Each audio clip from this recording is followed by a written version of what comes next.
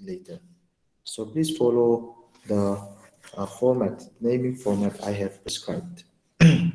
So today we will be learning, even though I said that we will go on to projection of lines that are inclined to both the planes, but I believe that it's with the time that we have, it's wiser to proceed on to isometric projections other than going to projection of geometry with inclination to both the planes.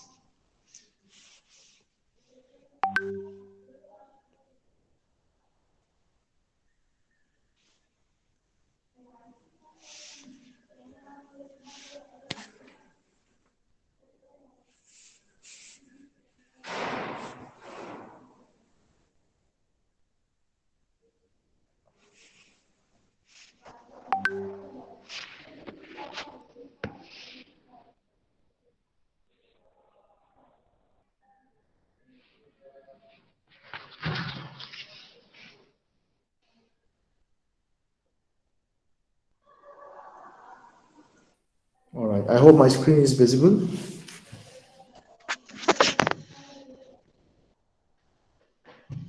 Okay, today I will be explaining from this from these PDF files. Okay, and I will take up the first half of that. And for the second half, I will be giving you assignments which you must submit in the evening itself.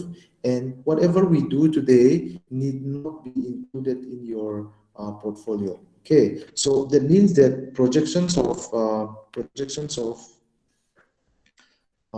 axonometric projection, or basically isometric projection, whatever we do, it will be done today. And if we have the time next week, I believe we are going to have it's a Republic Day, but I believe that with the permission of the head, we may be able to have another class as well if required. And whatever we do today and next week, everything will be done on that day itself, so there won't be any further submission. Okay, so please bear in mind that you need to pay good attention to this particular class, as I will not be doing a hands-on exercise on this, meaning that from the explanation alone, you will try to get your hands and try to get your hands on the problem. And if there are any explanation need to be done, we'll proceed on with that in the next class. Okay, so that would be on the 26th. And on the 27th, we are going to have our BCM class test. So that is going to be inclusive of everything we have studied so far, including the ones that we will do tomorrow. And tomorrow, as you have already got the invitation, it's one of our teachers' day of marriage. So it's going there won't be class on the day. And if I can pull it, then we will try to have it on the night. But if that is not possible, I will have to take it to the weekend. Okay, on Saturday, forenoon or afternoon. So please bear in mind with that. All right. So in axonometric projection, we are going to have we have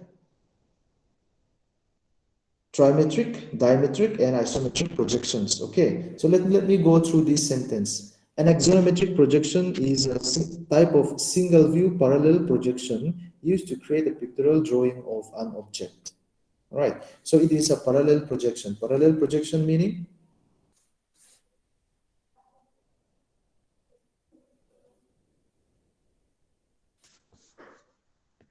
Yes, parallel projection.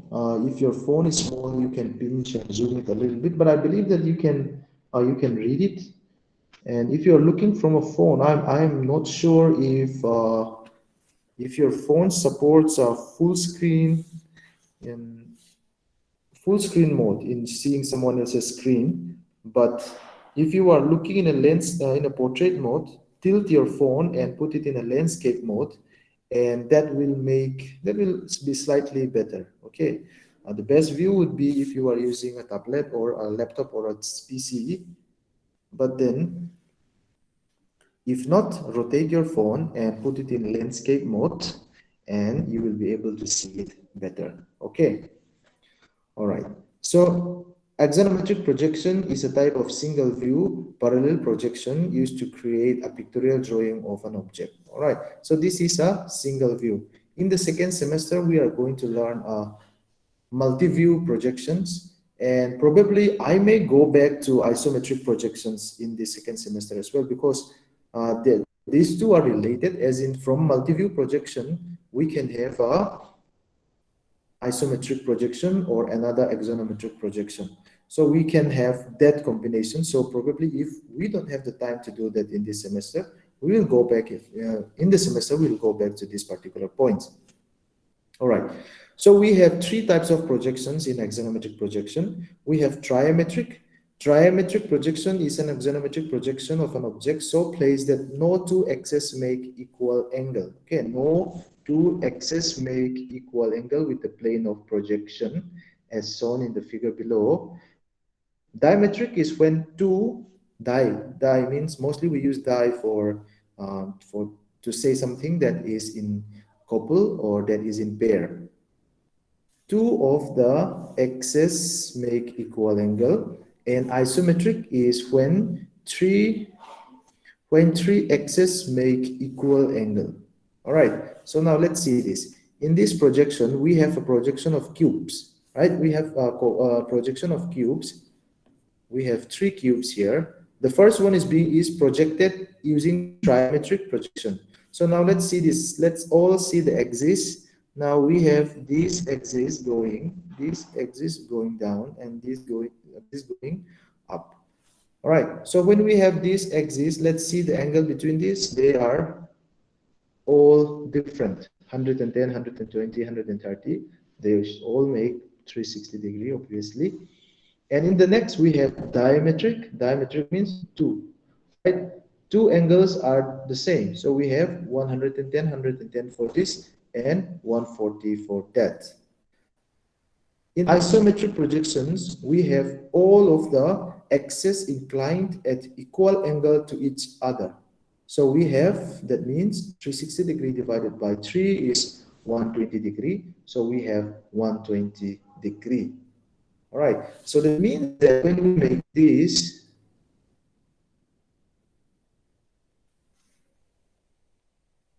all right, so this will make 30-degree, this will make 60-degree. All right, so whenever we draw an isometric line, the line which is perpendicular is always going directly 90-degree to your horizontal line. Okay, the other lines, they are going 30-degree to that horizontal line. All right, so bear in mind this. All right.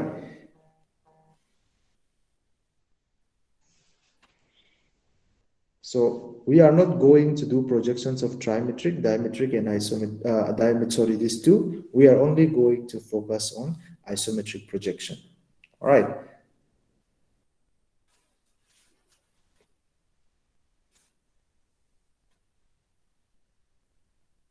So we have, I won't be going through all of these principle of isometric projection and all. I will be anyways sharing you this file, which you can look further on. Okay, now let's see the few terminologies. We have isometric axis. So I was highlighting three axes, right? So those three lines, CB, CD, CG. Now let's see this. CB, CG, CD. So these three lines meeting at point C and inclined at an angle of 120-degree with each other are called isometric axes. And isometric lines are the lines parallel to the isometric axis are called isometric lines. So what would those be? So what are parallel to those lines? AB is parallel to CD, AD is parallel to BC, FG is parallel to, again, BC, and CE is also parallel to GH, right? So these are the isometric lines. Non-isometric lines. The lines which are not parallel to isometric axis are known as non-isometric lines. Here diagonals BD, so if we have diagonal, so here diagonal BD, this is non-isometric. Now let's see what else. AC, CF, BG. AC, CF, and CH. All of these diagonals, they are non-isometric, right? So they are non-isometric lines as they are not parallel to the isometric axis. The lines which are parallel to the isometric axis are the isometric lines, and the lines which aren't parallel to those are called the non-isometric lines. And we have isometric plane. The plane representing any face of the cube as well as other plane parallel to it is called an isometric plane. So that means that, so whatever face, so these are the face which is parallel to the one of the axis, or the plane that is made up of two of the axes. So here, this is these two axes made the isometric axis, and as such, this face is the isometric face. So everything, so this plane lies well within your isometric axis. So it's called an isometric plane. Same goes for this one, right? And same goes for this. So these are the three isometric planes that we have here. So non-isometric plane is the plane which is not parallel to isometric plane are known as non-isometric planes. Here the plane ABGH. Now let's see which one would be ABGH. There can be many planes from this, right? Because a plane can be starting from the shape of a triangle onward, so we can have many. So ABGH. So if we are going to make ABGH, so the plane is going to be comprising of ABGH. So it's slanting, right? So it comprises of the diagonals BG, and AH here, right? So that is why this is not isometric plane. It is a non-isometric plane. And isometric scale. And the thing is that as we are orienting our face at the scale, so we are going to lose a little bit on the length of our shape, whatever geometry it may come with. All right. So because if we are looking at it, if this is slightly away from us, in reality, it's going to be slightly different. So it's going to change its dimension. So here, it is the scale which is used to convert the true length into isometric length. Mathematically, isometric length is equal to 0.86 into true length. Okay. So now, yes. Now keep this in mind and learn it by heart. Isometric scale is 0.816 times the true length. Now we are going to have, there is construction of an isometric scale over here. This also, I will simply give it to you because there is nothing difficult about it. Everything is easy. And if you learn your trigonometry, Pythagoras theorem and all those things, you will be able to get it very easily. All right.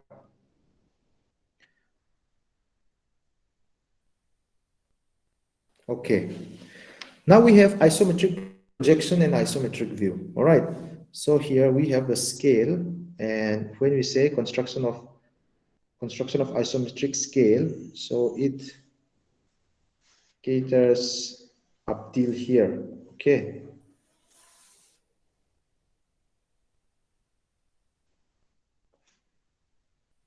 All right. In an isometric projection, when we talk about isometric projection, we talk about a scale factor of 0.816, which is used to dial down the dimension of your object. Is used to prepare the drawing, whereas in an isometric view, the true length is used. Now, always remember this. It sounds very similar, all right? Isometric projection, isometric view. So when someone is asking you to give him or her an isometric projection, you have to scale it. You have to scale down these dimensions. However, when you are to draw an isometric view, you are not to do that, right? So whatever the case may be, how are we supposed to proceed? Now here we have a solid, which is rectangular in plan and rectangular from the front view and the top view, whatever it may be. Let's see. Figure 15.5a shows the orthographic views of a cuboid. Figure 15.5b shows its isometric projection, whereas C shows its isometric view, meaning that here we have a front view. In the orthographic views, we have this as the front view, and this is the top view. I hope you still remember that the top view is on the lower side. All right, and in many cases, it may not be oriented like that, but it will tell you which one is the top view or the front view. However, if it is simply drawn like this, you can assume that this is the top view and sorry front view, and this is the top view. All right. So when we have a front view and a top view like this, then we can know that it is cuboidal in shape. It is a cuboid, as simple as that. So in orthographic projection, we know that the height is 50, the face length is 30, and the face depth is 15. So in orthographic projection, we scale down all these numbers. So we multiply 50 into 0.816, and whatever comes, we use it to scale this down. All right. So however, in the annotation, we must always follow the given dimension. So it's 50. And 30 is also scaled down to 0.816 times. Same goes for 15. However, everything is annotated as the given dimension. This is isometric projection. In isometric view, we take the length, whatever is given to us. All right. So if this is 30, then it measures the same as the 30 over here. This is 50. It measures the same length as this.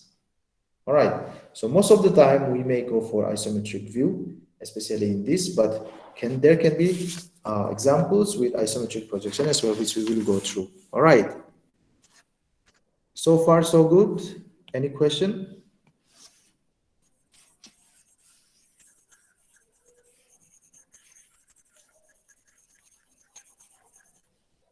Okay, I'm going to take that as a no. And remember, when you draft this in isometric projection, this angle is always 30. Okay, as long as this is the isometric axis. All right. If your solid is such that it is not forming an isometric, it's not coming under an isometric axis, then you are going to construct an isometric axis in the orthographic view first, and from then you are going to project in this isometric projection. All right. Okay, some of my scan is in. All right.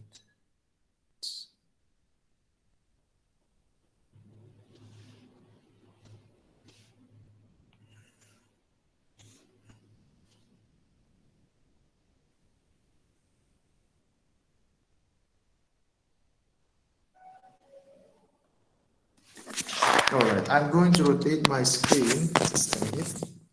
Maybe you do the same.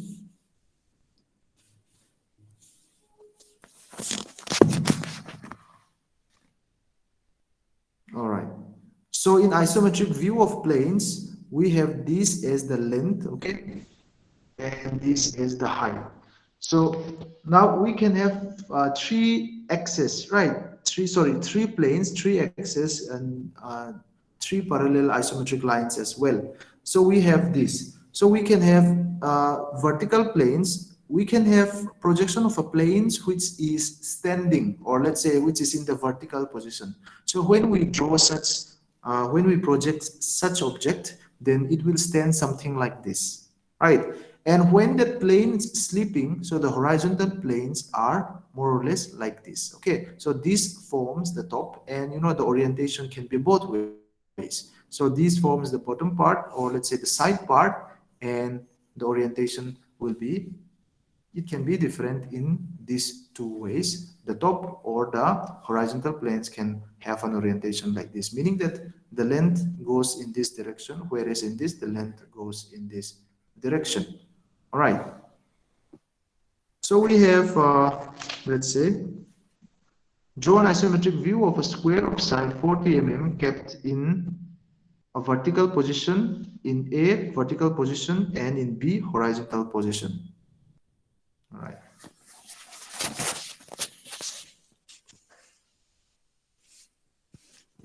Now, isometric view of a square in A vertical position is this. Okay. Same goes for this. And in a horizontal position, as it is a square, as the height and the length is always the same for a square, then we can simply have one horizontal position, right? So if it's asking you a vertical position, we can have two orientation like this and like this. However, in a horizontal position, we can only have in this direction. Going on to the next one, so we have to draw an isometric view of a triangle ABC whose front view is shown in figure 15.8. So this is the front view of our triangular plane. So this means that as this is the front view, so we can assume that our plane is in the vertical position. All right. So if the question says this is a top view, if this is a top view, then it is going to be what? It is going to be a horizontal. It's going to be in a horizontal position. All right. So now, as this is a triangle, we are going to have non-isometric lines. These are no longer non-isometric lines. All right. In front view and top view, isometric lines will be the lines that form 90 degrees to each other. So that means that you can only have the likes of a rectangle and a square only. Just a minute. Okay. Of a square and a rectangle only. So as that is the case, any other geometry, any other geometrical shapes, it's going to have non-isometric lines. So when such situation happens, what we are going to do is we are going to put them inside our isometric lines. All right. So in order to construct it, as I have mentioned, we have to put it in either a rectangle or a square. So in order to do this, we are going to create a rectangle having a height the same as the height of your triangle and the length the same as the base of your triangle. So we are going to encompass that first. All right. And as this is a front view, whatever annotations we are going to use must come with this. Okay. Just excuse me.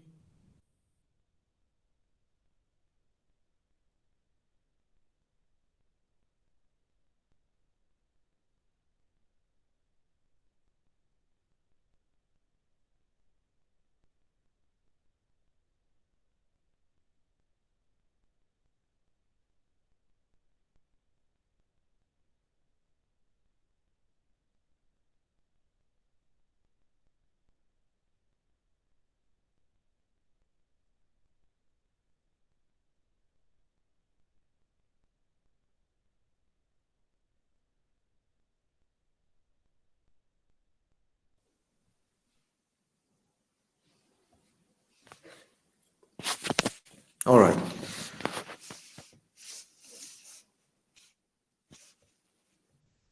All right. So when we do this, so when we annotate this also, so systematically we are going to have it as whatever we have. So we have ABC as a triangle, and we are annotating P and Q as the line making our rectangle.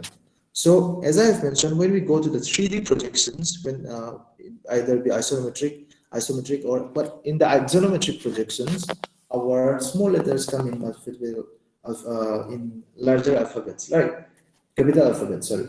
So we have ABC and QP over here in one direction, and ABC again in another direction. Both B and C makes the isometric views. Okay, so A is the front view, the given one.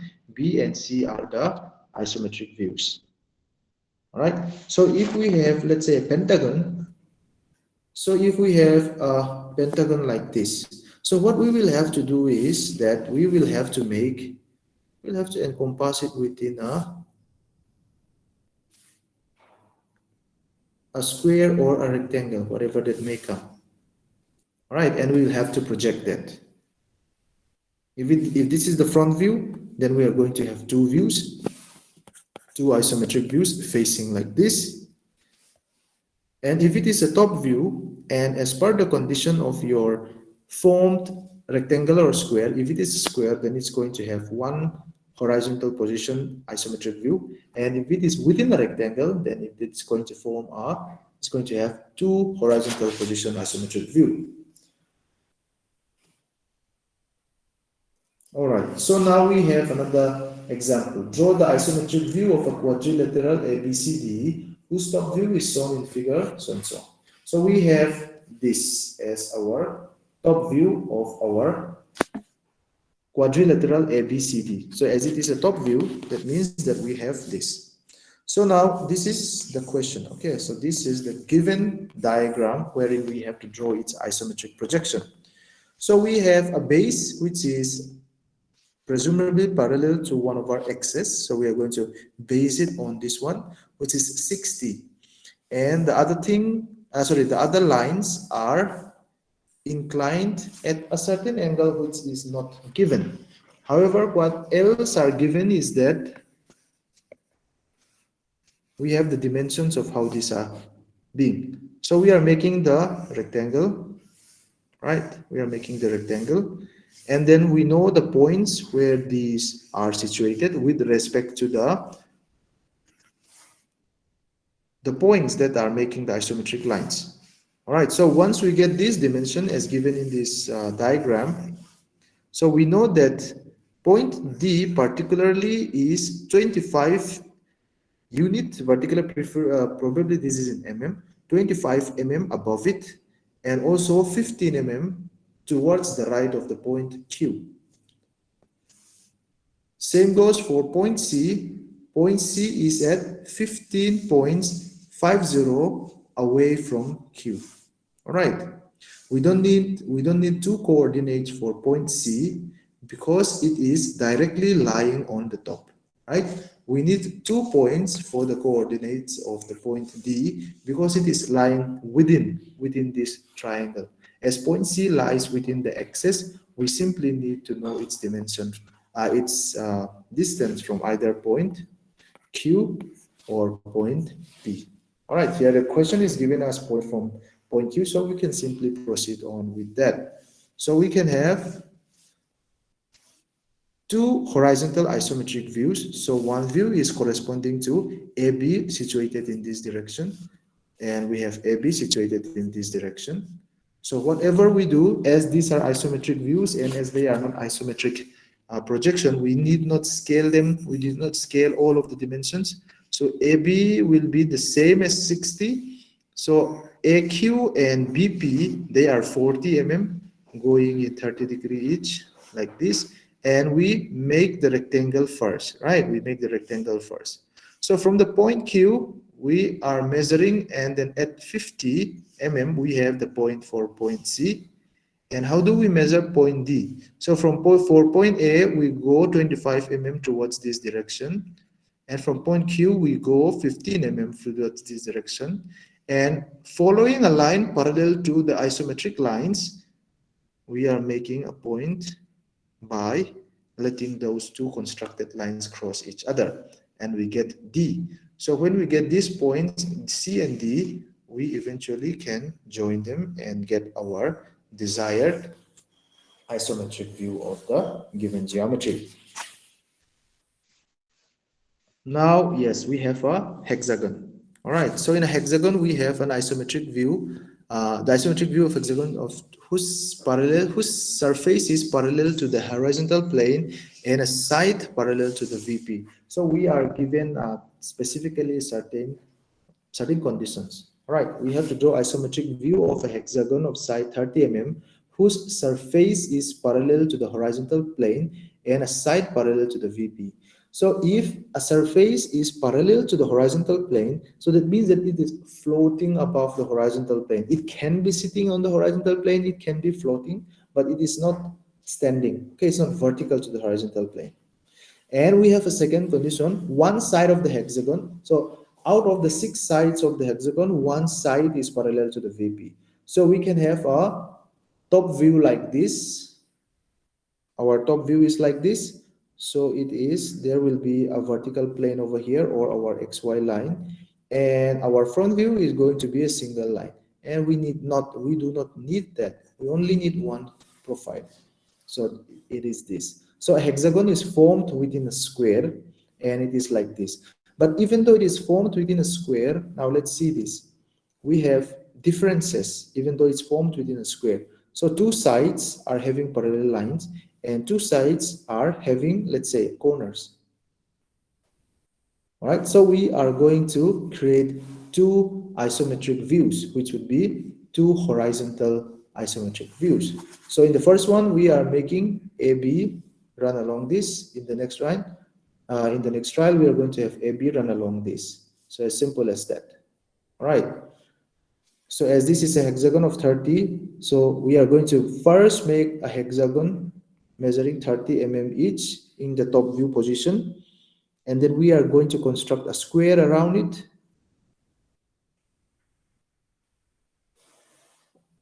We are going to construct a square around it. All right, and then now the question is only giving up this hex, and we have to know all of this dimension. All right, even though it is not written over here, we must know all of this. And after we know all of this, then the important one is to know the distance of this one. We would make a square, and we make that. All right, and what's important is that we know the location of this hex. So we know the distance of P and A and B, and after that, so these are the midpoints, right? We can know that. So we simply join these midpoints. And how do we know these points? So we simply take a parallel line or an axis, isometric axis that makes E and D, so we get ED. So finally, we get our isometric projection in this direction. Okay, so same goes for the next step. So we have our square laid out in isometric view first, and we take two of these 30 mm in this direction. All right, so if you do not know it also, if you do not know the distance between P and A also, B and Q, which actually you can simply take the midpoint of this one, and then as this is 30, you go 15 in this direction, 15 in this direction. All right, from the midpoint, you go 15 mm in this direction, 15 mm in this direction, and then from then you go to the midpoint, adjacent to that, midpoint, adjacent to that, and then you go straight like this, because the property of a hexagon is such that these two diagonals are parallel to each other, right? So you will have your figure like this. So far so good. Any question?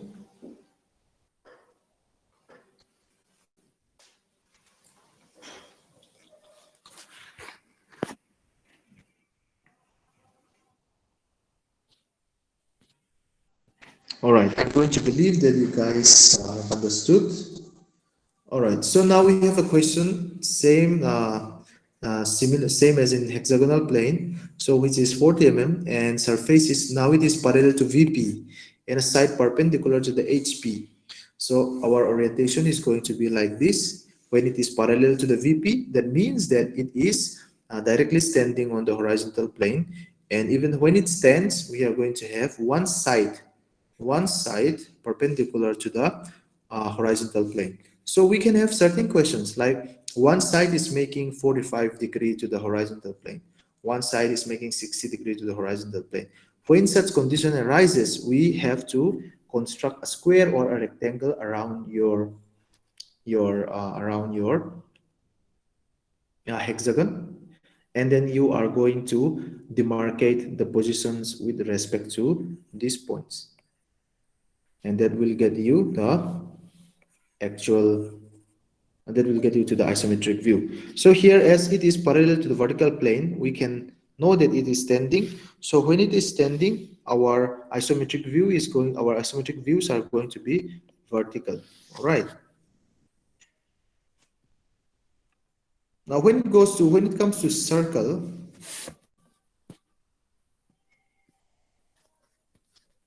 yeah, let's rotate our screen again.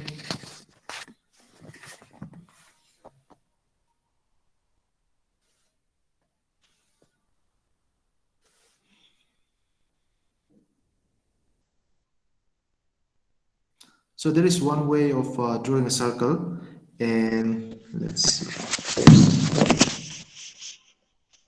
Yes, actually this is the better way of drawing a circle in an isometric view. All right, now listen carefully. So what we do is, for a circle also, we are going to encompass it within a square, right? Because a circle perfectly sits in a square. So we make that square that covers the circle, and all right, and then we are going to make the diagonals. All right, we are going to make the diagonals. So first, now let's see this. So we have I will start from this one. So we make our square. So if our if our circle has a diameter of 50 mm, then our axis is going to be 50 mm. All right, so I believe that this is supposed to be 60. Okay, so the diameter is 60. So what we do from here is that we take the midpoints, okay? From Q, the opposite midpoints are C and D. All right, always remember this. From Q, the opposite points are C and D. All right, and using Q as a center, we are going to draw an arc DC. Now, this is where our compass is important. We are going to draw an arc DC, and with S as a center, we are going to make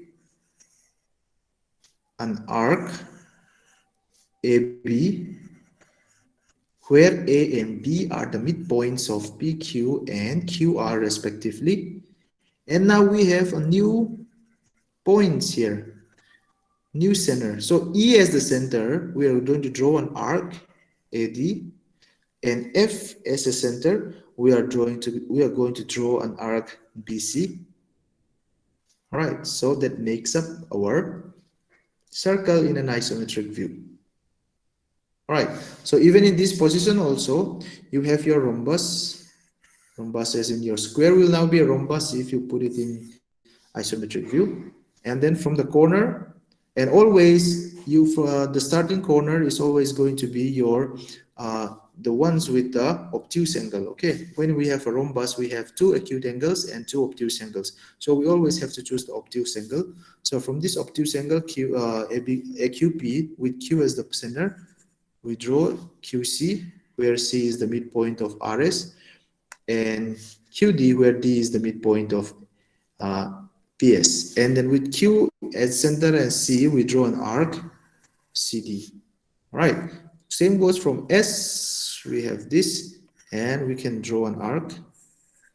And the 2 points that create it is going to be our center again. And then we are going to draw an arc with that. All right, now this I will put it, I will draft it over here. Probably, yeah, now let's see. 30 degree, right? 30. And let's take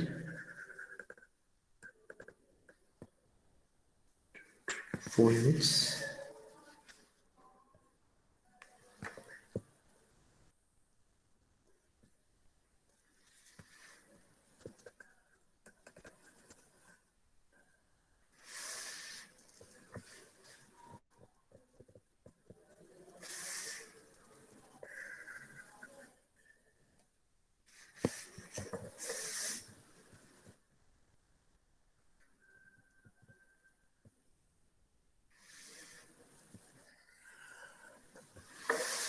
All right.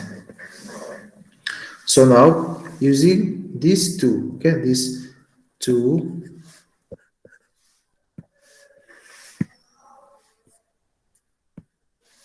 all right. So considering, let's see the midpoints again. This is the midpoint.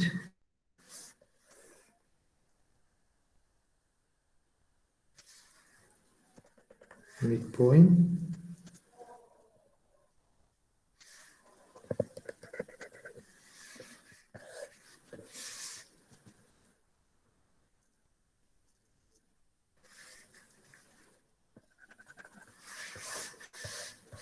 All right.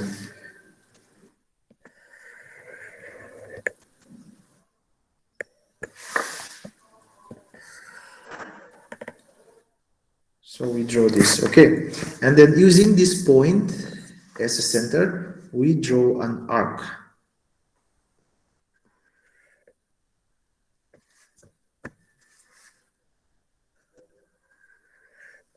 All right. And now using this as a center, we again draw a divider like that. All right. And then we draw an arc again. Use a compass. For me, as I don't use a compass, my lines are not as refined. So using now this as a center, I'm going to draw an arc. Okay. And now using this as a center, I am going to draw an arc. So now I have a vertical isometric view of a circle. All right. So that would be this one. Any question?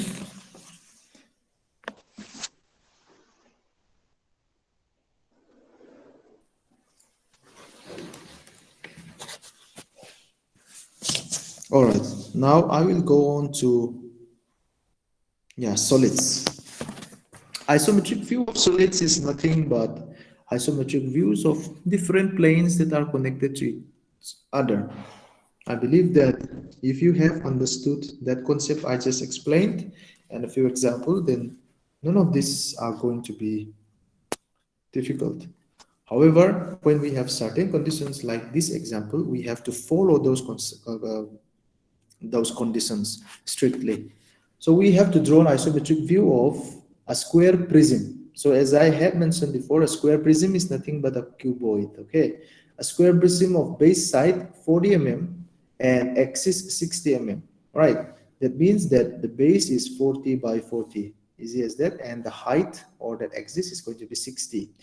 Now resting on the horizontal plane. It is resting on the horizontal plane. Okay, on the A base. So it's resting on the horizontal plane with its base with axis perpendicular to the horizontal plane. Second condition, a rectangular face with axis perpendicular to the VP, and C, rectangular face with axis parallel to the VP. So here in our first condition, it's resting on the base. So if you were to draw this, okay, and then the axis is perpendicular, it makes 90 degree to your horizontal plane, right?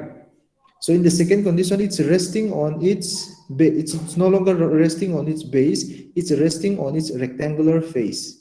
So it's resting on the rectangular face, and with that the axis is perpendicular to the horizontal face, to the vertical plane, right? And in the third, it's still resting on the rectangular face. Now the axis is parallel to the vertical plane because our vertical plane lies like this, right? Our horizontal plane like this. So when it is located like this, in this manner, it is parallel to VP. When it is located in this manner, it is perpendicular to the VP, right? And when it is standing, or when it is in a vertical position, the axis is perpendicular to the horizontal plane.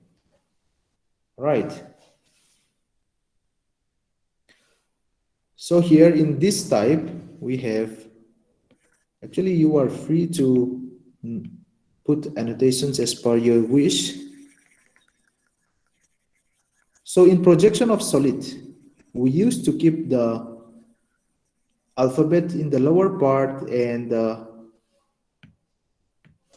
numericals on the upper part. Right here, it's simply following that, it's putting the numerical on the lower part and the alphabet on the upper part. All right, if you flip this, there is nothing wrong with that. However, once you start with that, once you have annotated this as 1 2 3 4 as your base, you must also use that constantly.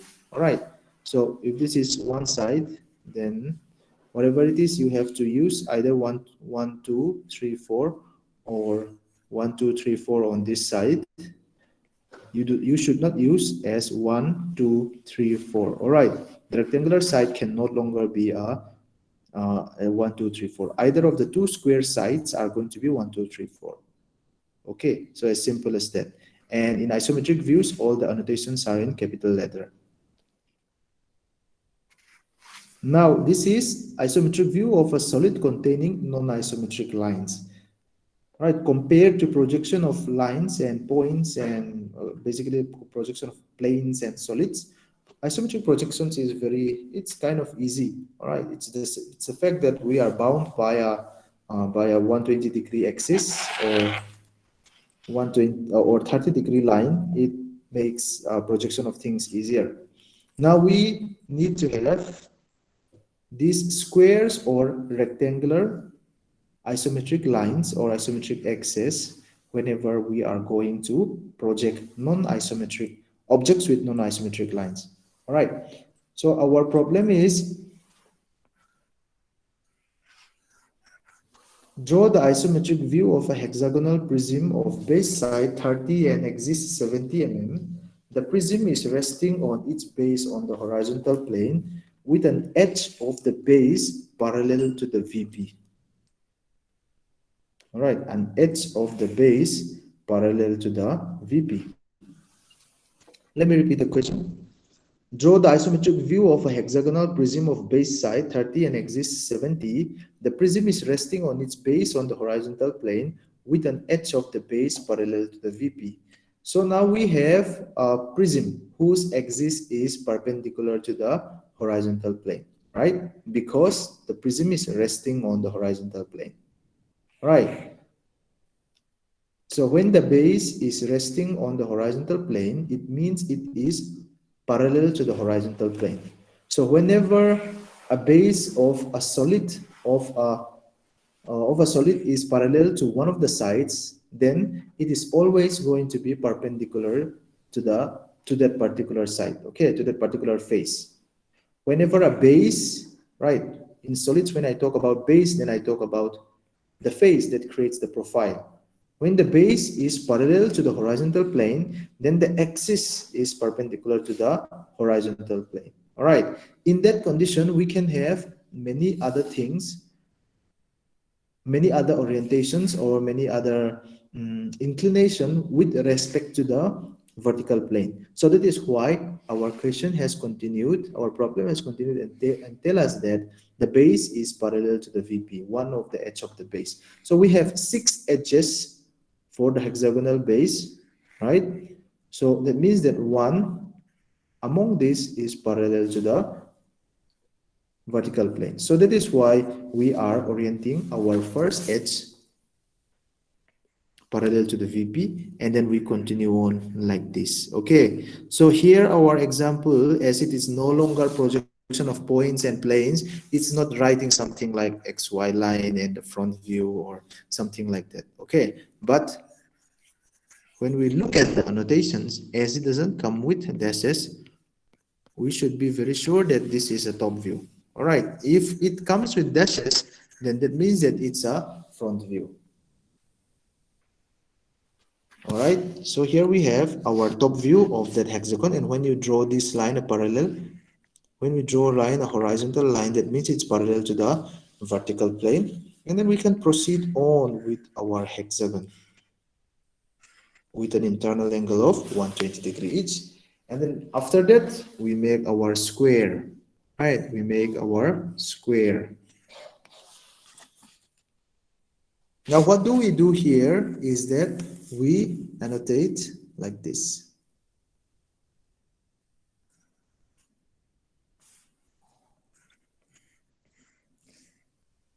I hope by now everyone knows how you would do a plane, how we would, project an isometric view of a plane from my explanation. So we are now creating like this. Let me explain it again, then if you require. So we first make our square ready. We first make our square, and then we put this line. Let's say we start from AB. because we know the dimension is the 30 mm, and then right from the middle it is 15 mm this side, 15 mm this side. So right from the middle it's 15 mm this side, 15 mm this side. All right, and then we know that point C is at the midpoint of RQ, and point F is at the midpoint of PS. So we are joining those, and then E and Q will be situated with a line drawn parallelly to this. Or if you do not do that, also take this line as a midpoint and 15 mm this side, 15 mm this side. Then you get your hexagon. Okay, and then you get your hexagon. All right. So after that, what you can do is, what is the axis? Our axis is 70 mm, and axis, as it is perpendicular to the horizontal plane, it is in the isometric axis, or it is in the isometric line, meaning that there won't be any angle. So we can simply extend all of these points downward to create 70 mm and to create the faces of our prism, hexagonal prism. And we join these, and then whatever is behind us, whatever we are not supposed to see with our naked eye, so if this is the case, then we are not going to see, we will be seeing this and this and this, and what else? EFAB, EFAB. So we are going to see EFAB. So if this is EFAB, sorry, we are looking from this side probably. Whatever side you choose, it can be. So we are going to have FAB and EFAB. Yes. Please be on time. You are losing on many explanations. All right. So when we have this, so AB comes, and then we have, so that means that we are doing a line of this. Right. So we are projecting it in this direction, PQ and PQ and PS. So PQ and PS comes like this. So our orientation is like this. Right, because this is our front, this is our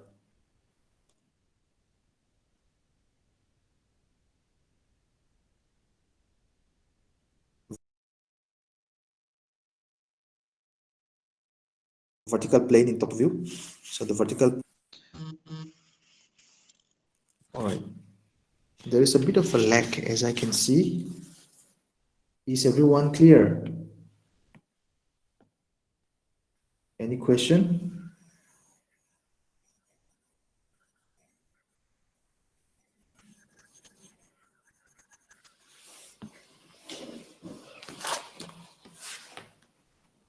All right.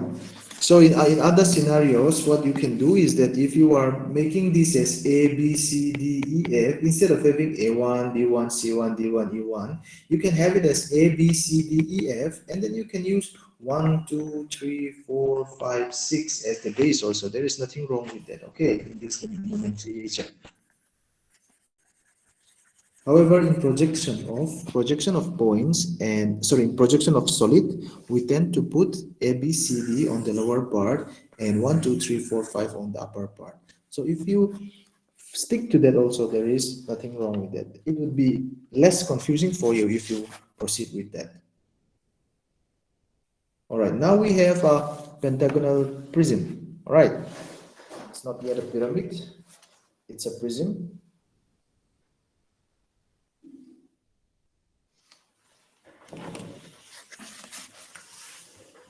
So let's see this. Draw an isometric projection of a pentagonal prism of base side 35 mm and axis 60 mm. The prism rests on its base on the horizontal plane with an edge on the base of the VP. Right, so here we have, what do?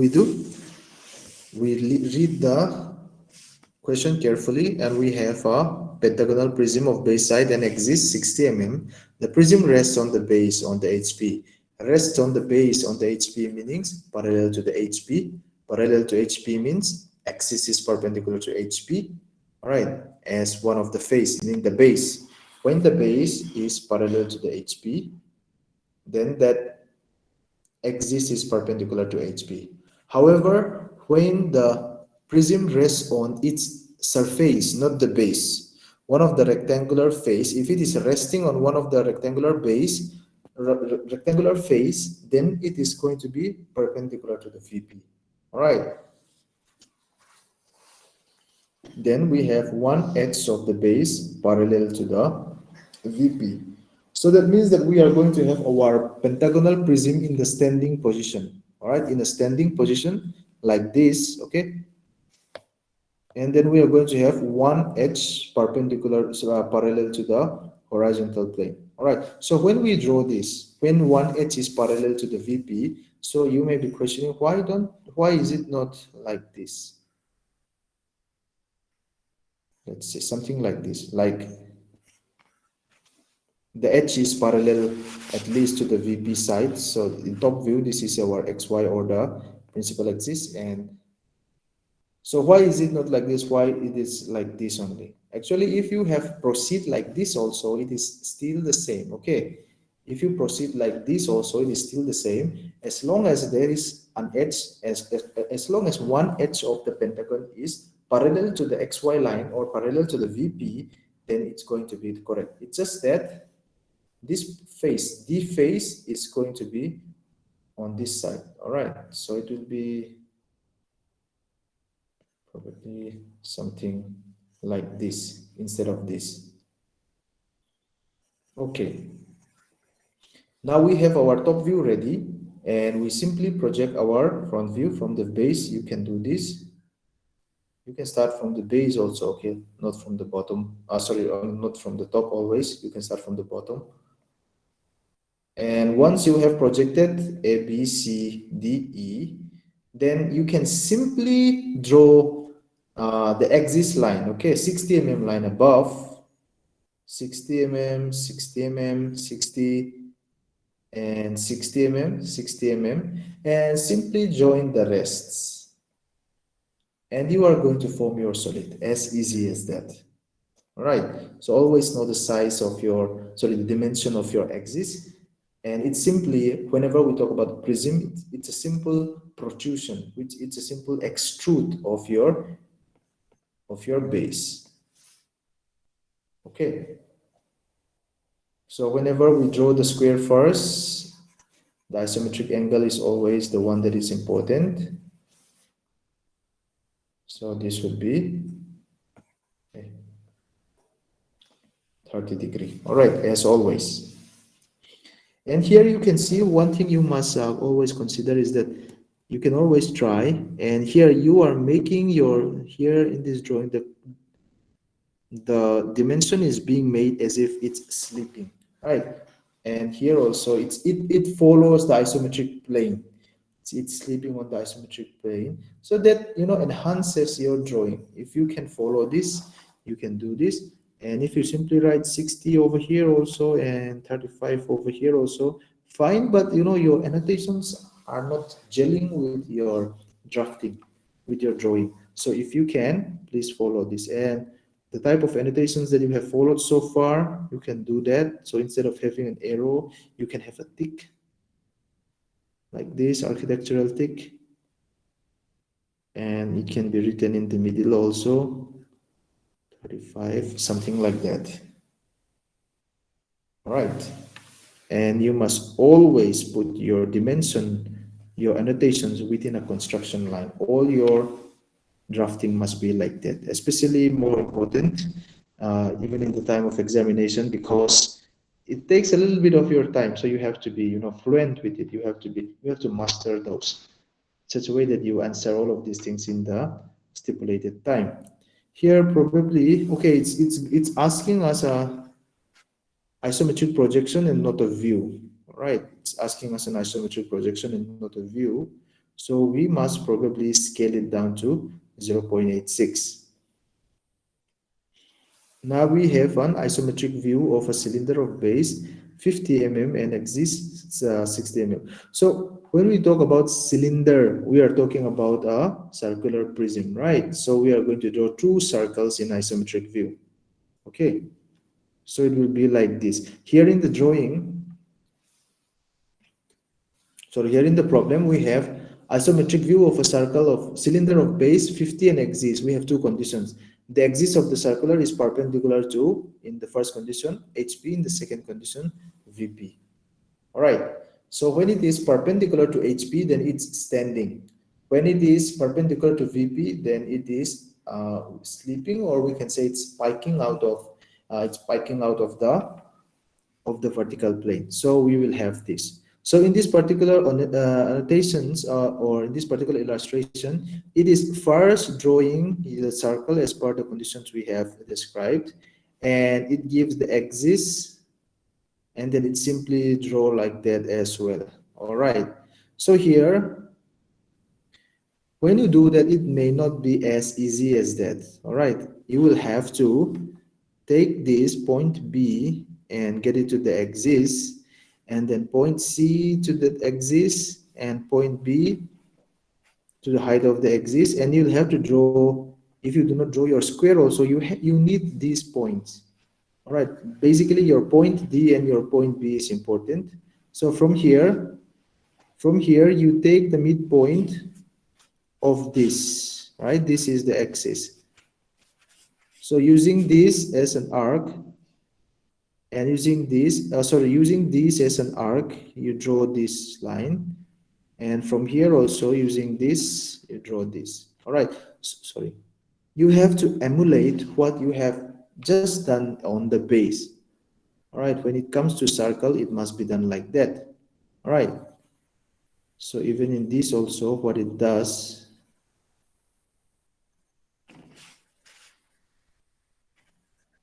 is it takes four points, B, D, E, F, B, D, E, and F. Okay, so but it needs to have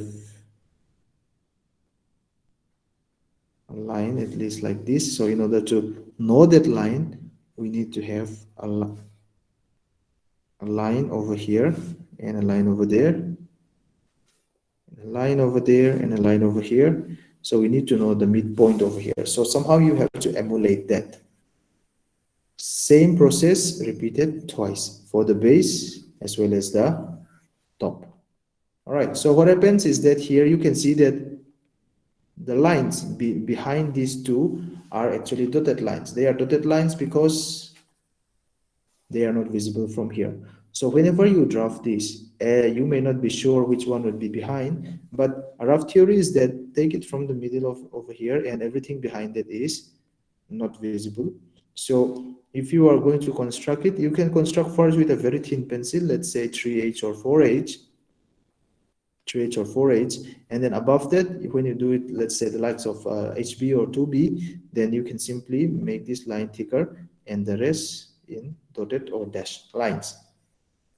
All right, so when it is perpendicular to HP, it is like this. When it's perpendicular to the VP, it is like this. So we first make our rhombus in the vertical direction, and then we make our circle, and then we extend that following the same procedure, and then we will get our circular prism or cylinder. All right.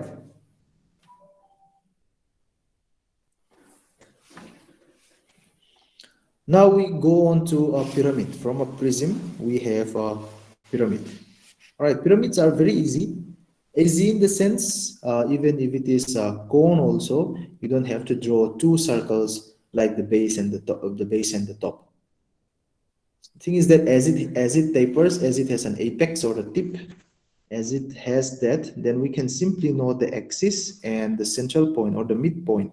From that midpoint, we draw that central point, the apex part, and then we join all of the existing points, and that would make our line.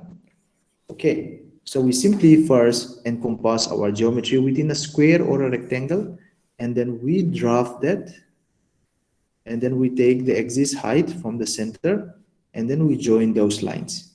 If the axis is perpendicular to that particular HP, then we will have this. If the axis is perpendicular to the VP, then we will have something like this.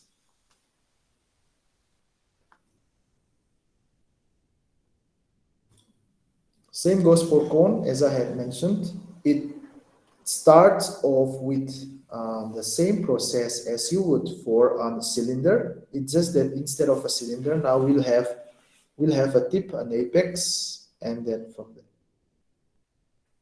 and then we'll simply join two extreme lines, and then that will give us an isometric view of a cone.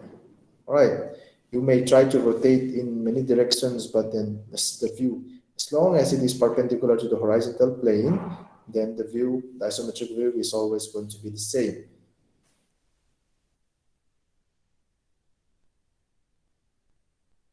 Now let's see this. When we have a certain, when we have a solid and that solid is no longer, that axis is no longer parallel to one of the planes. Let's see this.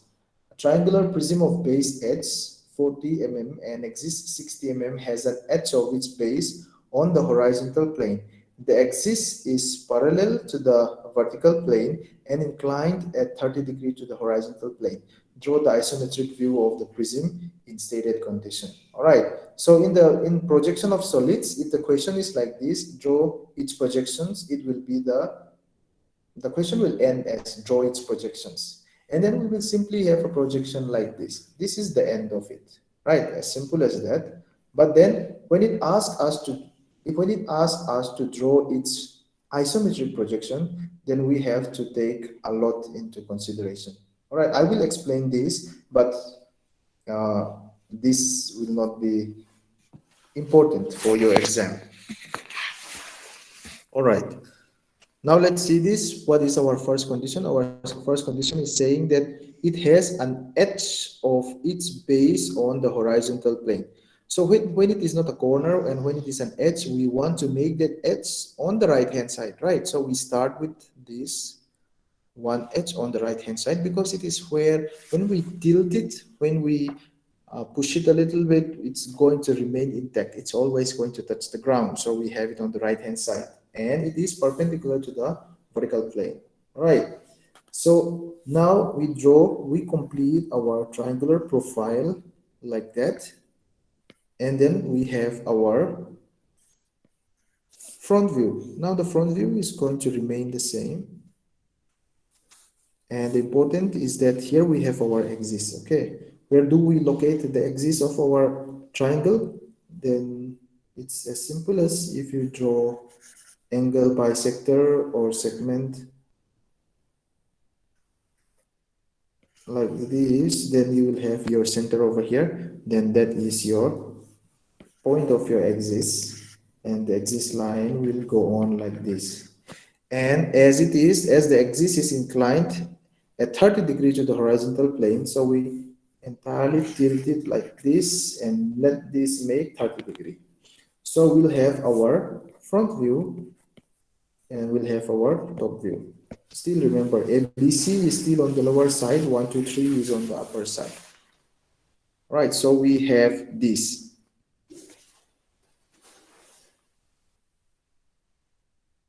Now in order to make the isometric view, now we need many dimensions, right? So for the base side, we need to have the dimension of this whole thing. And for the height part, we need to have the dimension of all of this. Okay.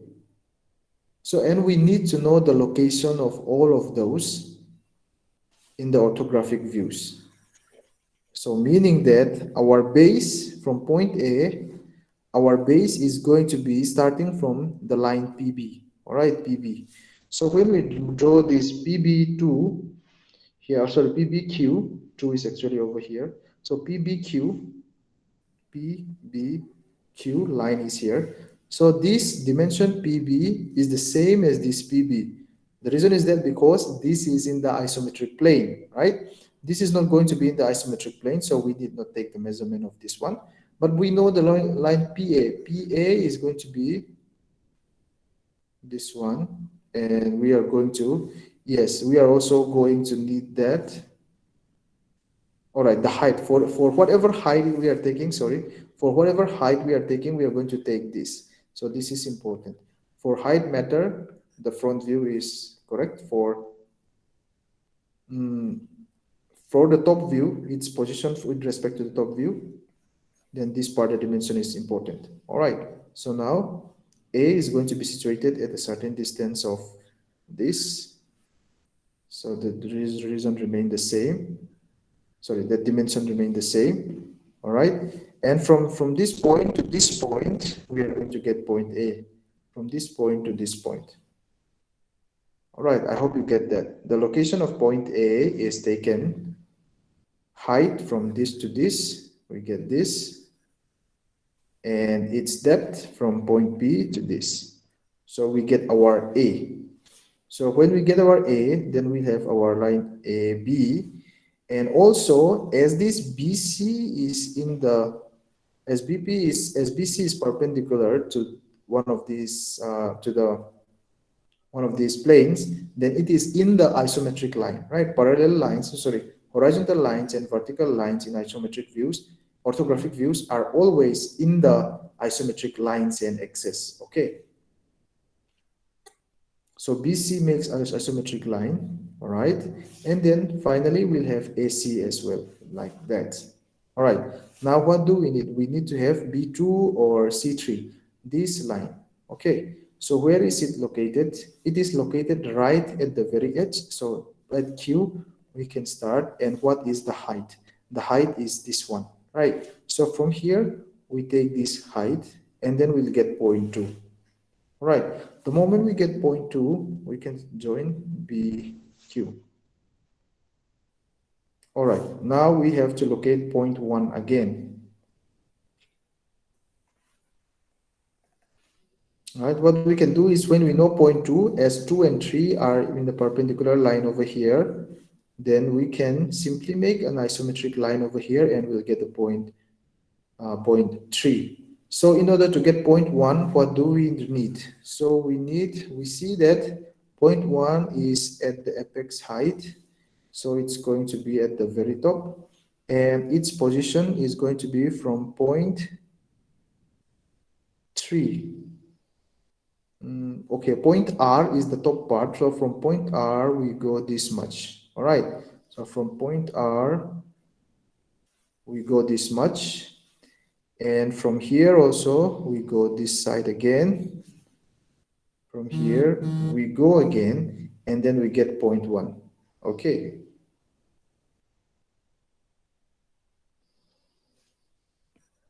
In this example, I believe it's taking Q instead of R. So from point Q, it's going this much. So from point Q, it's going this much. All right. And from this part, it's going this side again, which would make it this side again, and we'll get point 1. So the moment we get point 1, we simply join A and 1 again. These are already joined. Then we eventually have our solid. All right. So when we have solid at a certain angle to the inclination, we need to have many boxes creating encompassing all of this. All right. Here, even though it does not annotate anything over here, we would have Q dash and R dash over here in this point, particular point, P dash and S dash over here. Sorry, P1 dash and S1 dash, Q1 dash and R1 dash, and Q and R over here. So Q dash and R dash over here. If we were to annotate all of the points, okay, from this particular drawing, I'm talking particularly. So however, in isometric view, the important point is that you come up with this correctly. So if you can come up with ABC and 1, 2, 3, which would be A, B, C, and 1, 2, 3 points correctly. And if you do not, annotate this correctly also, then that is fine. All right, any question?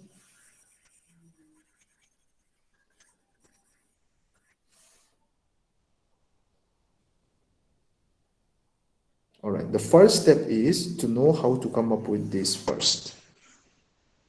You must know how to put your drawings in orthographic view correctly first, and then only you would be able to get this correctly. All right, now moving on. I would not go through much of this. If you understood this and if you can apply this, then you can always try this. I will not go any further. Okay.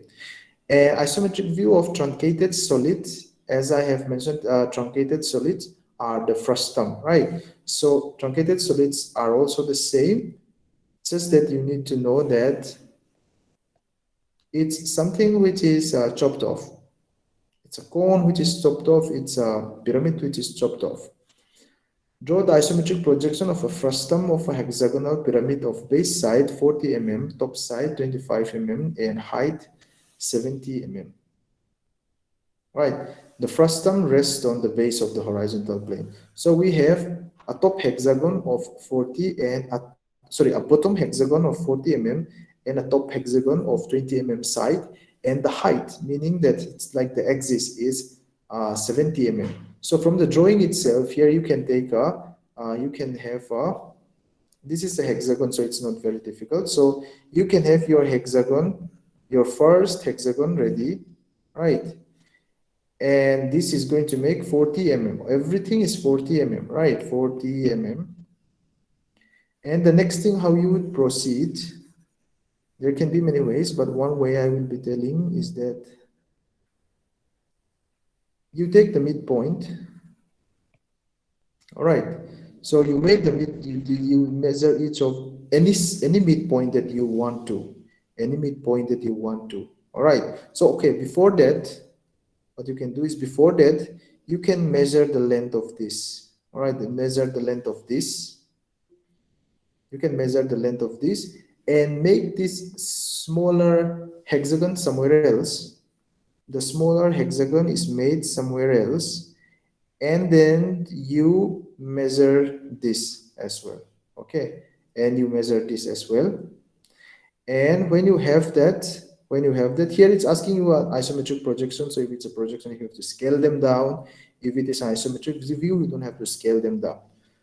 So when you measure this, okay, this is the smaller hexagon. You measure this length that I was talk of, and let's say the length of this,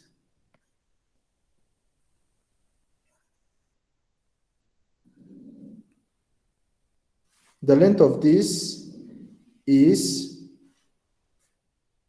20, and let's say the length of your smaller hexagon is, let's say 16. So the length difference is 4. So that means that the distance between this is going to be 2, right? 2 each. 2, 16, and all these things make 20.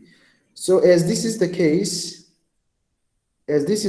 what's going to happen is that you go 2 unit down, and using this as the center, and then the side you take 25, so 12.5 each, 12.5 each. You can start drawing your upper part of your solid, right? And then once you have this, you have to join this, because as it is a frustum, it's going to be the line or the edges of the 6 faces.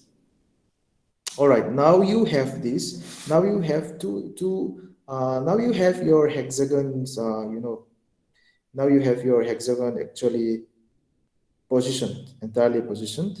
Then it would be,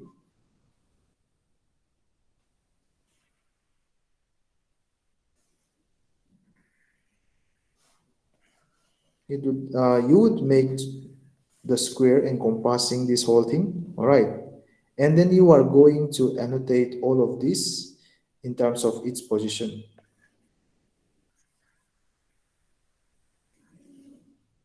All right, so here you first make this is the square that encompasses the base, the upper base, and there is another smaller square which encompasses the upper base. Okay, so obviously we have a center over here which would make the axis. So you can first draw your hexagon.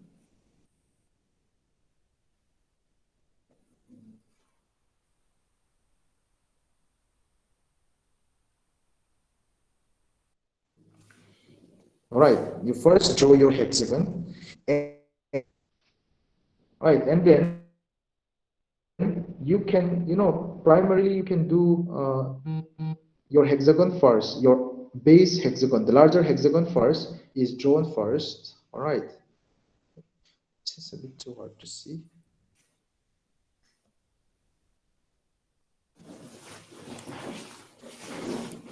Let's see. Our lower base square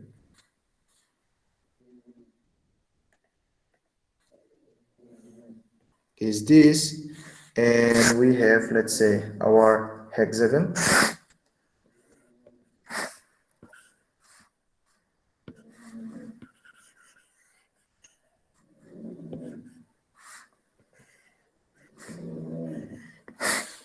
So it's like this, and let it be here. All right, so in our base we have one square over here, and the lower square is comprising of this. What we can do is, now this makes our,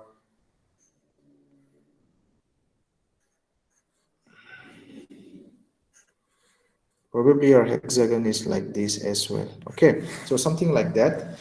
So what we can do is that I will use another color. So we can draw the base, on the base itself, the other square. Okay, we can do that because the line of the square is the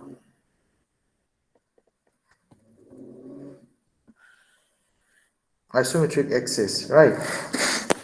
So the height, as we are already told, is, what was the height? So 70 mm. So what we can do is that we can simply draw, we can extend it, let's say 70 mm of the lower part. Okay, so now the square is going to be extended 70 mm above,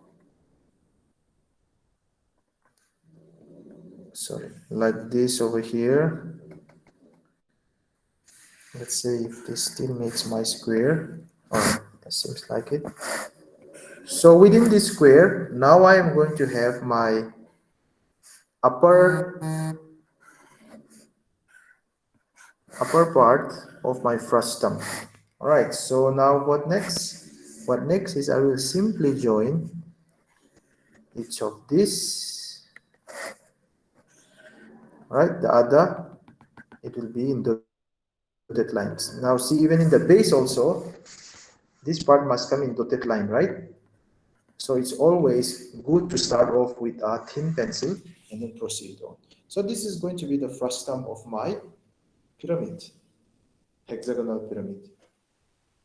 All right, so we know the two squares first. All right, 40 and 25. So one thing with hexagon is that,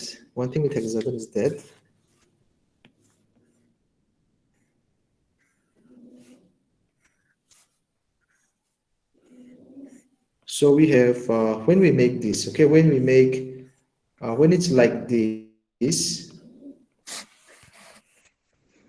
so as these are isosceles, not isosceles, equilateral triangles, then these diagonals are going to be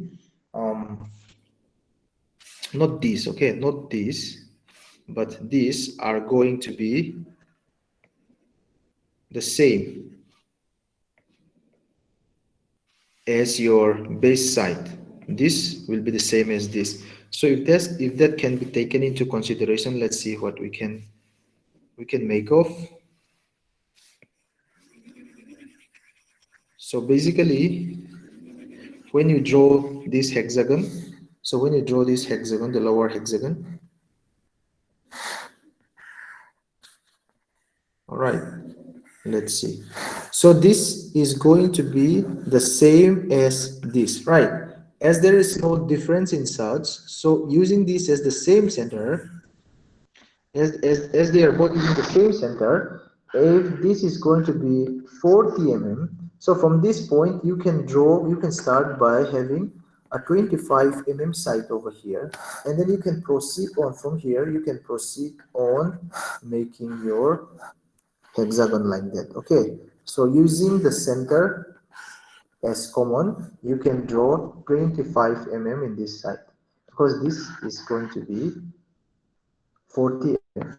So more or less, a hexagon fits perfectly within a circle as well. All right. Any question?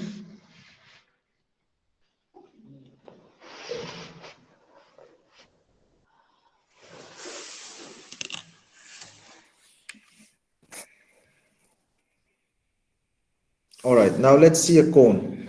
So it would also be very similar to what we have just done.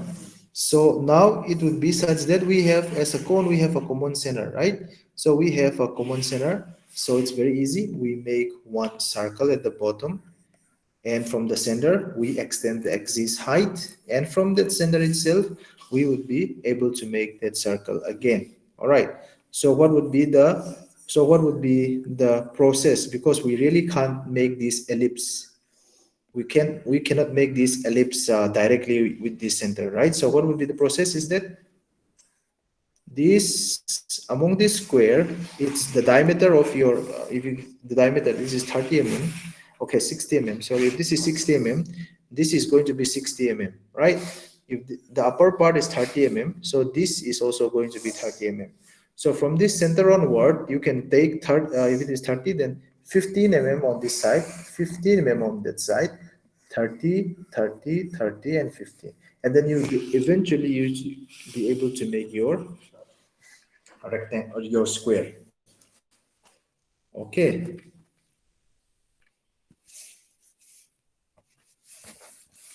so first you have your,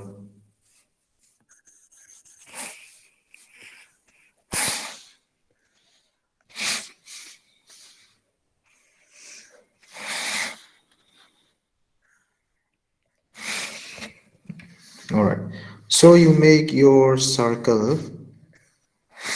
Okay, how to make this you already know. I'll just tell you an idea of how to make that upper rectangle. So basically you take the midpoint and you go to that particular required axis. Okay, you take the midpoint, I believe my midpoint is this one, and if this is 30 and 60, the upper part is going to be 30, then I go in this direction 15, because that's half of it, the radius, right? I go 15, and then on this direction I also go 15, and now in the next step I can go 30, right? I can go 30. Probably I have taken, let's see, too large.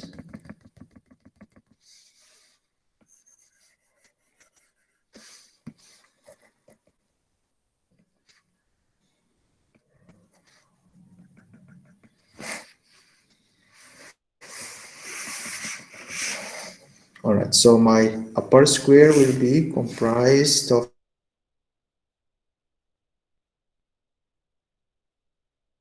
something like this.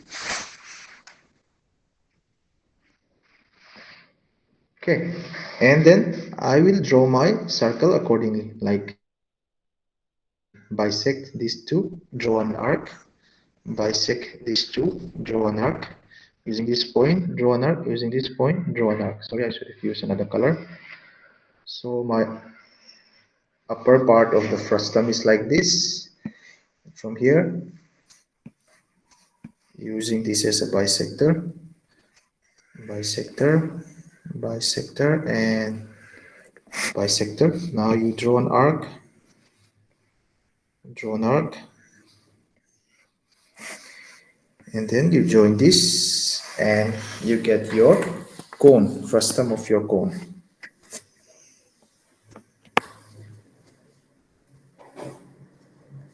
All right, I won't go through this.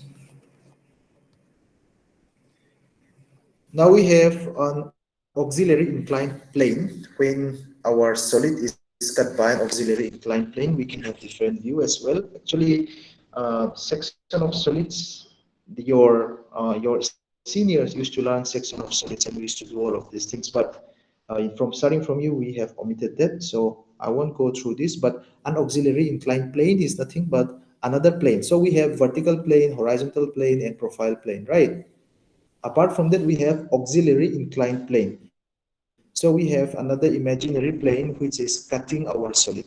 So in this, we can see that we have a hexagonal pyramid, but there is an auxiliary inclined plane that cuts it at a certain with a certain condition. So we have to draw an isometric view of that, and you can go through this when I share you this, and then you will easily learn it as well. Same goes for this. Now let's go on to isometric view of composite solids. Composite solids, once you understood the isometric view of that frustum, then it's also very much the same. It's just that we have another set of thing to do. For example, we first draw a cylinder over here. We have a cylindrical block. So we have a square pyramid of base side 25 mm and axis 40 mm rests centrally, meaning that centrally means the center of your square base and the center of the cylinder base is going to be the same over a cylindrical block of base diameter 50 mm and thickness 20 mm. Draw the isometric projection of the arrangement. So in this type of question, we first learn which one is on the lower part, which one is the top part. So the bottom part consists of our cylindrical base over here, right? So we have our cylindrical block created first, cylindrical base, cylindrical top is created, and now we need to know the center. If the center is the point where it is, let's say the center is, probably this is not the center, this is the center.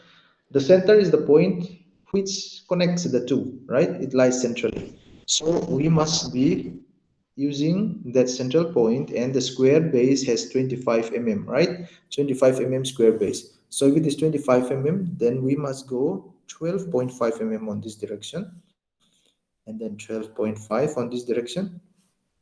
Just in case you don't see that, let me erase this, because I by now everyone knows how to make a cylinder, right? So I will use this as a center. So how do I proceed on with the square base? Using this center. And how do I know this center? I know the center of the cylinder first. The center of the cylinder is first taken by from the diameter, from the center diameter, and the axis is thickness is 20 mm, so that is the axis. 20 mm above, I have the center of my square base. And from then, how do I proceed? As my square base is 25 mm, I go along the axis 12.5 mm, 12.5 mm, and then 25 mm, 25 mm, 25 mm, and like this. All right, I have the base now. The base is ready. A pyramid is very easy. From the axis, I extend the axis. Axis is 40 mm. I go 40 mm above, and now I can simply draw down the line to have my pyramid ready. All right. So that is bottom top approach. You can have top bottom approach also, which would be that you first draw your pyramid first, and then from this pyramid you draw your cylindrical base top, and then from there you draw your cylindrical base bottom part. It will remain the same, okay? But most of the time, as we often start from the lower part. Here we have, instead of something above, we have a part of something taken out. All right.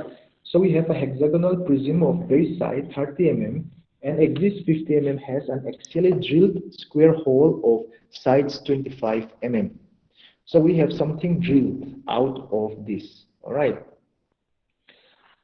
So we have a hexagonal prism created first, right? So here it's no longer telling us anything, but we must proceed, very much proceed with the whole thing, right? We first put it in a square, and then we draft that square, and then from that square onwards we started drafting everything. All right, here by this stage the textbook is already assuming that we learn how to do that, so that's why it's skipping it. But in the process we must not skip anything. All right, so we have this, and as I have told you, we need not have here. The thing is that why is it using like E and E1 F1 AB is that such that in order to not make this part too cluttered, it's using that. Okay, but still the correct way of representation would be, if it is using E and E1, then that should be E, E1. Okay, and as I have told you, as this is isometric projection and not projection of lines, and projection of points and solids, that's why it's a bit lenient on this, but we should not be. If we are using A, B, C, D, E, F, then we can probably use 1, 2, 3, 4, 5. And on the top view, we must annotate that accordingly. All right. So now let's see. So we have our A, B, C, D, and 1, 2, 3, 4, 5, 6, and we have our hexagon ready. So the next thing is that one of the faces, it is axially drilled square hole. Okay, axially drilled, meaning that it is drilled along the axis. We can drill it from the side, right? We can drill it from one of the sides. We can drill it at a certain angle also. But when the question is telling us that it's axially drilled, then it means that it is drilled along the axis. Axially drilled square hole of side 25 mm. So if it is, so it's drilled all the way down. All right. One of the faces of the square hole is parallel to a face of the hexagon. Draw the isometric projection. So even with this square hole also, so we have a hexagon, right? So the square hole can be making it an angle also. This square hole can make an angle, right? And the square hole can be like this also.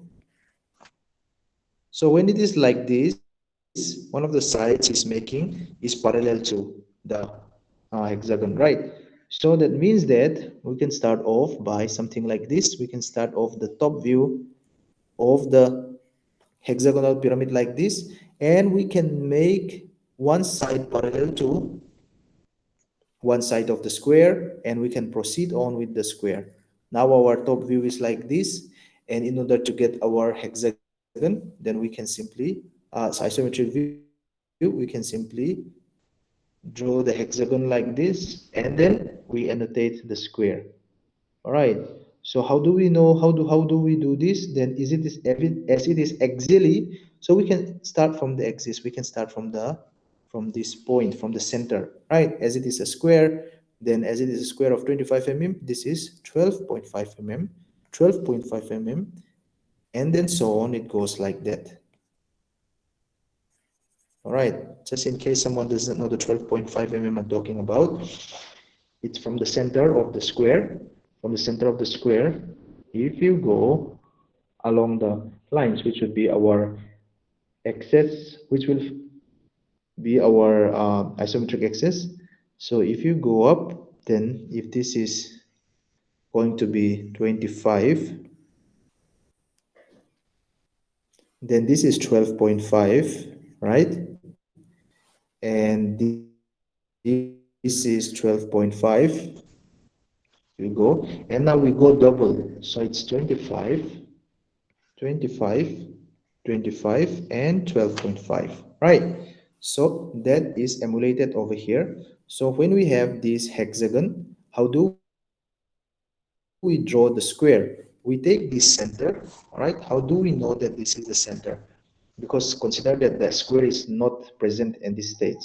So we know that this is the center by simply taking the distance between F and C, and annotate that and mark the center between F and C, and that would be our center. So we go 15 mm, sorry, 12.5 mm in any of the directions, not along the diagonals. Okay, not along the diagonals.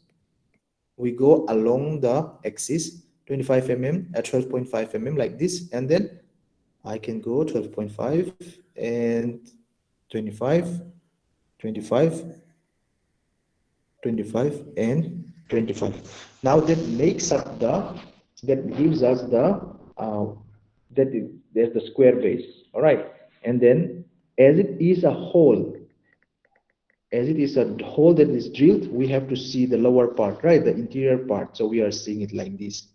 If the question is saying that there is a square prism above a hexagonal prism, probably we will have to go up till this high and something like this.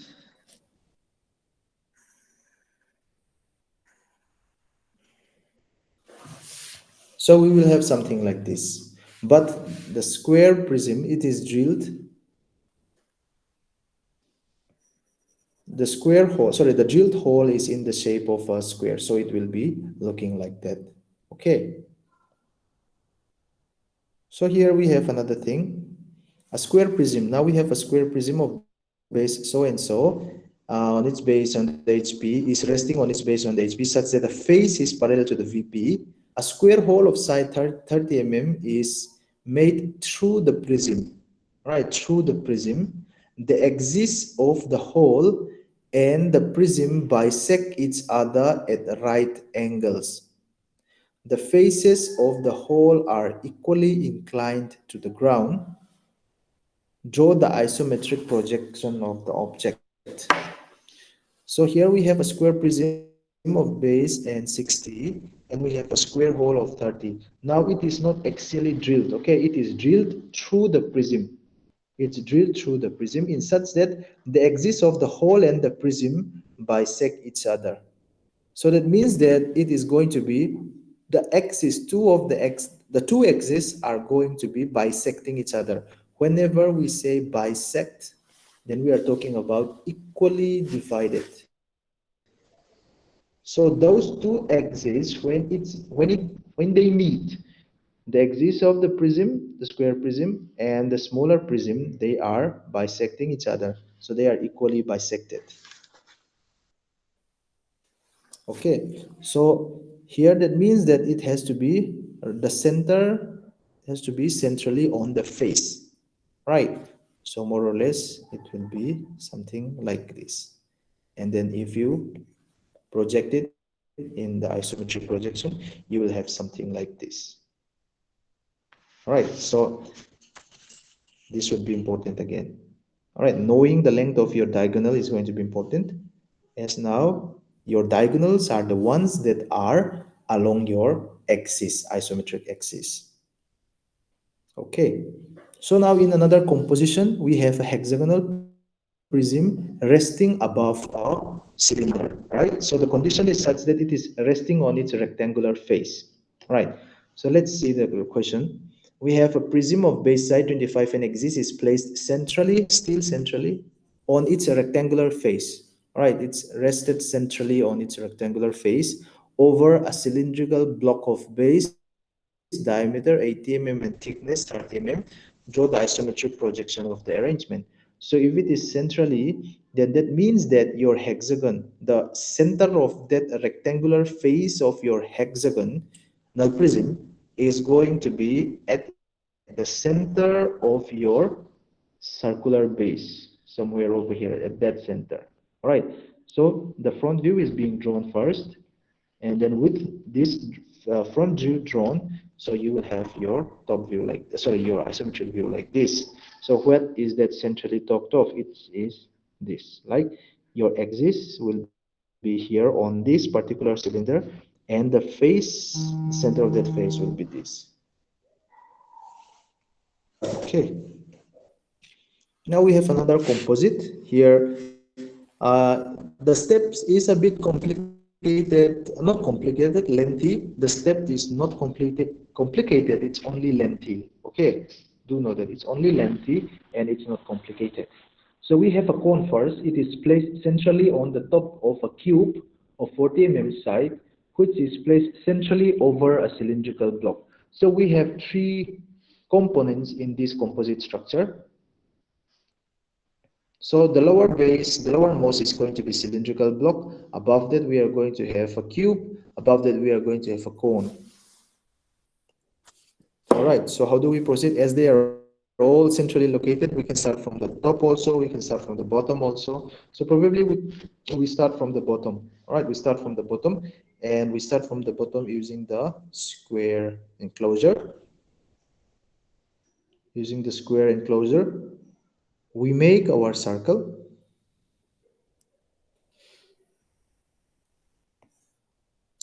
We make our circle. All right, and we make the upper circle. Okay, and then we still know the center. So from the center, as this is a cube of 40, so it will be, this side it will be 20, 20, 20, 40, and we draw this cube. As it is a cube, its also height is also 20. And from here, all right, and from here, from the cube, our next step is going to be, from this cube, our next step is going to be, as the cone is smaller in diameter, the diameter is 30, the cone is 30 diameter, so there is going to be an offset of 40 minus 30 is 10 and an offset of 10 divided by 2 is equal 5 So there is going to be an offset of 5 from all of this, and then we are going to have another square of 30 base, and then using that square we are going to have our cylinder, our cone at the base of the cone. All right, and then the center and the axis, and we have this. Once you know how to construct a isometric view of a solid, then this kind of composite structures is nothing difficult. It's just that a little bit lengthy. All right, and as you must be careful with lines that are going to be visible and lines that are not going to be visible, you first start with construction lines. All right, here probably there will be construction lines going on like this. All right, and at the very end you need not to hide your construction lines.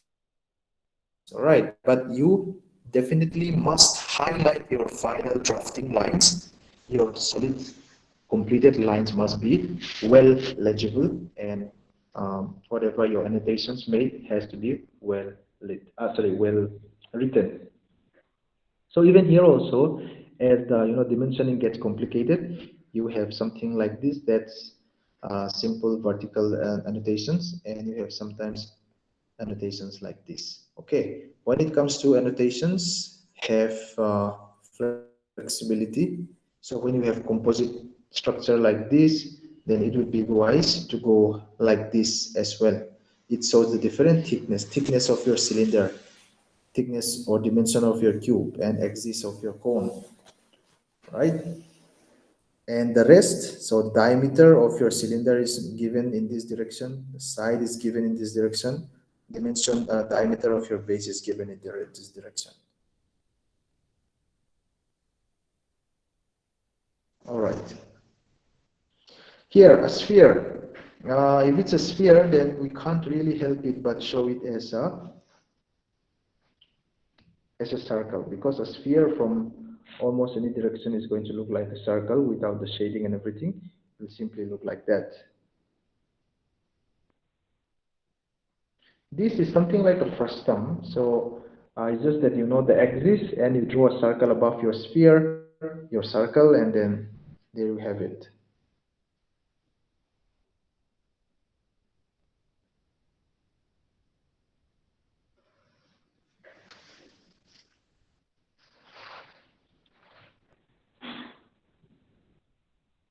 So when it comes to something like a dome, is it okay? A hemisphere. Here it is a hemisphere. A hemisphere would be a semisphere. A hemisphere, right?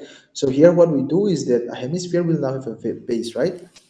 A sphere will have will look something like this, but a hemisphere, as it has a base, will have another sections of something like this, and you will simply have to erase out this part.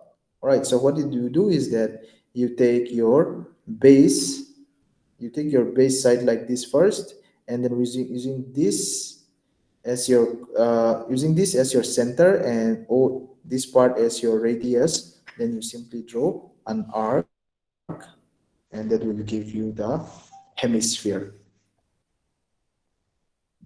All right, all of these composite structures you need not think much. All right, Okay, for today's assignment, classwork, I won't give you much. All right. I will make a point and then you can screenshot it. Okay, but before that, from plane surface, we do this.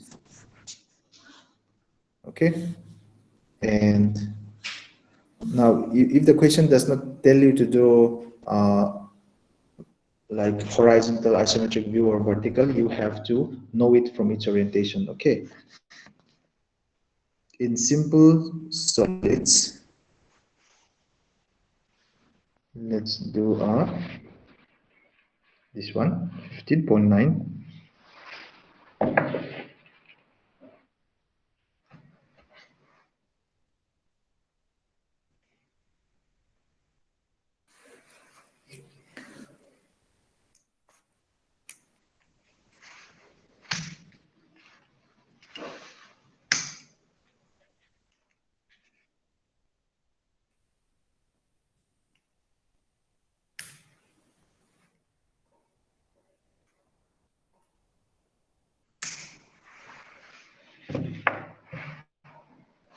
In frustum, sorry, in truncated, yeah, truncated, we are skipping it. Composite solid, we'll have one composite solid.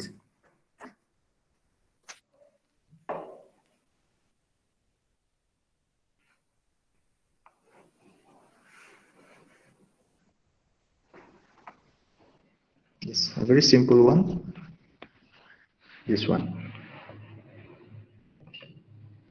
All right, you can take a screenshot of this 15.2 and 15.9. Okay, I hope you have done that. And this 15.19.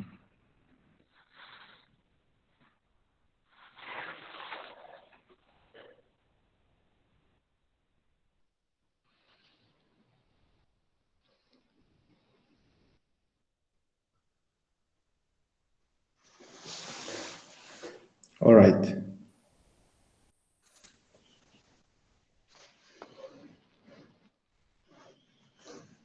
Send them by 5 p.m. today. Okay. So we have three classworks, 15.2, 15.9, and 15.19.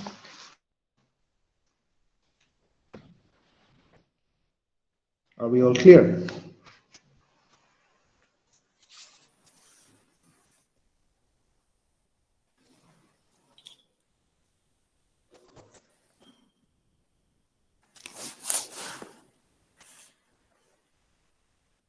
Are we all clear? Yes, sir. Yeah. Yes, sir. All right.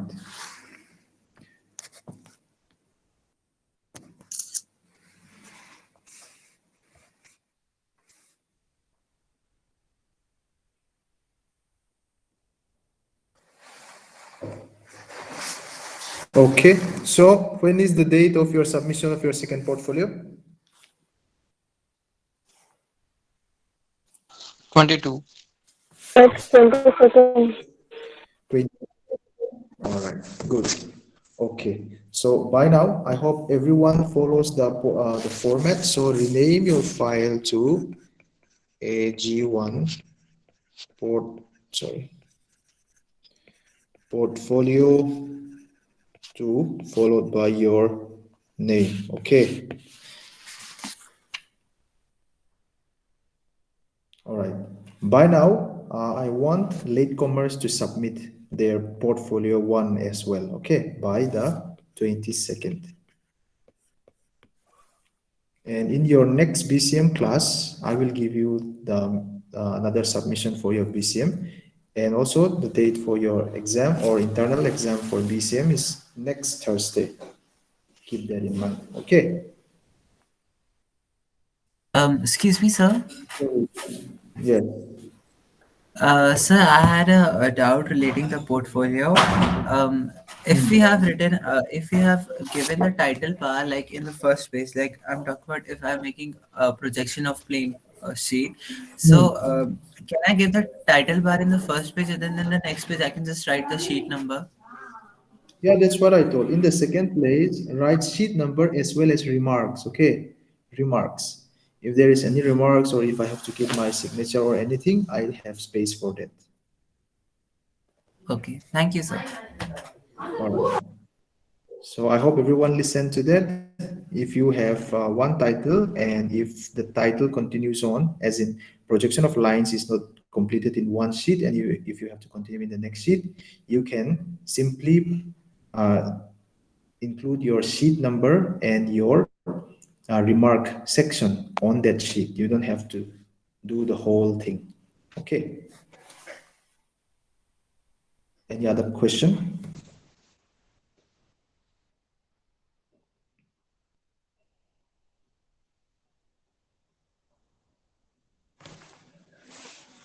All right. Thank you, class. I won't be continuing another session in the second session. I will simply be waiting for your assignment. All right.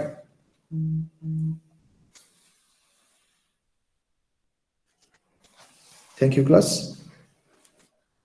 Thank you, Thank you, sir. sir. Thank you, sir. Thank you, sir. Thank you, sir.